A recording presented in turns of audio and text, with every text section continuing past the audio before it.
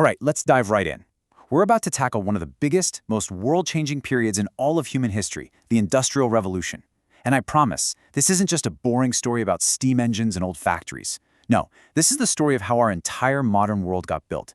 It's about how we think, how we work, even how we eat. So let's get into it, how this incredible transformation happened, and what it all means for us, right here, right now. And you know, it all kind of starts with a mystery. A piece of everyday magic that you've probably seen 1,000 times and never really thought about. It's something you might have even had for lunch today. A 99-cent cheeseburger. Seriously, just think about that for a second. The bun, the cheese, the meat, all the trucks and ships and people it took to get every single piece to one spot, cooked just right, and handed to you for less than $1.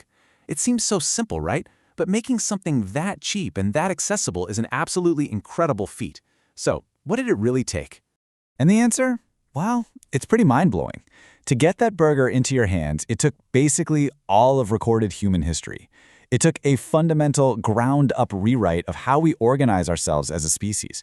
So how on earth did we pull that off? What was the engine that actually powered this colossal change?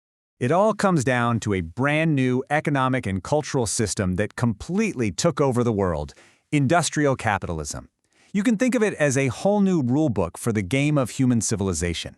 So what exactly is industrial capitalism? Well, at its core, it's all about using money, what we call capital, to invest in machines and technology. And the whole point, the single goal, is to make stuff and then to make more of that stuff faster and cheaper than anyone has ever been able to before. Now, you have to understand, this was a huge shift from what came before it. We used to have what's called mercantile capitalism. That's where you'd say buy some rugs in one place, ship them somewhere else, and sell them for a profit. Simple buying and selling. But industrial capitalism, that was a total game changer. You weren't just reselling a few rugs, you were investing your money in a giant machine that could weave 1,000 rugs. And here's a great way to think about it. The whole goal is efficiency. Imagine you could build a Stan machine, a robot that could do 10 times the work of a human producer named Stan. Now, that machine might cost a lot of money up front, but you make the investment, right? Because now you can churn out 10 times the product. That, in a nutshell, is the logic that powers industrial capitalism. But hold on. Before you can have cities packed with factories full of workers, you have a much more basic problem to solve. You have to feed everybody. You see, you simply can't have an industrial revolution without first having an agricultural one. The factory couldn't exist until the farm got a whole lot more productive. And it all kicked off with a surprisingly simple idea over in the Netherlands. Farmers started planting crops like clover, which naturally puts nitrogen back into the soil, making it way more fertile. And this created this amazing positive feedback loop. Better soil meant more crops. More crops meant more food for both livestock and people, and pretty soon you had this massive surplus of two things you absolutely need for an industrial revolution: food and people who no longer had to work on farms. And the fallout from this shift was, well, it was staggering. We're not just talking about a change in technology here.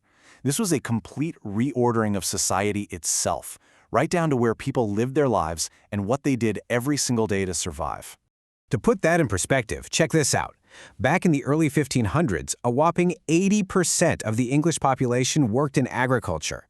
For almost everyone, life was tied directly to the soil, the crops, and the seasons. Okay, now let's fast forward about 300 years to 1850. That number, it had plummeted all the way down to just 25%. Think about that. In just a few generations, millions of people left the countryside and flooded into the cities, becoming the workforce for all those new factories. But we've got to be honest here. This transition wasn't a smooth ride for everybody. A lot of this new efficiency came from something called enclosure. That's when landlords basically privatized common lands that entire communities had used for centuries. Sure, it made farming more productive, but it also kicked countless farmers off their land, leaving many of them with nothing. And get this, the changes were so deep, they actually warped the words we use. Before the 17th century, the word individual wasn't really something you'd call a person. It just meant something that couldn't be divided.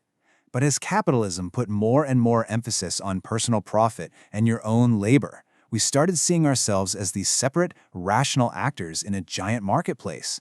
The very idea of the individual, as we know it, was literally born. And what about your career? It sounds so normal to us now. But back in the 18th century, that word only described the path a horse runs on a racetrack.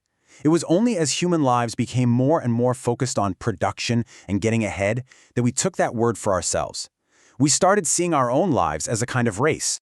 Of course, not everyone was thrilled about this new world of individuals all racing through their careers. In fact, a really powerful critique started to bubble up, one that argued this whole new system was fundamentally inhuman. And this quote right here, it really nails the heart of that critique. It says, look, industrial capitalism isn't some happy system of cooperation. It's actually a system with conflict built right into its DNA. You have this constant battle between the owners who want the cheapest labor they can get and the workers who just want to be paid a fair wage. So, who's the thinker behind all this? Who was it that looked at this new world and argued that we're supposed to be social, collaborative creatures by our very nature, and that this new system was replacing all that cooperation with conflict? Yep, it was Karl Marx. He looked at this world where common fields were being fenced off and people were being turned into individuals chasing careers, and he saw a deep, fundamental problem. He argued that capitalism separates us from our own work, from our own nature, and that it grinds down our collaborative human spirit until we're just little cogs in a giant machine. So, where does all this leave us today? I mean, Marx's big predictions didn't all come true, but the questions he was asking, they feel more relevant now than ever. Because the story of the Industrial Revolution isn't over. Its legacy is still being written, and all of us are holding the pen.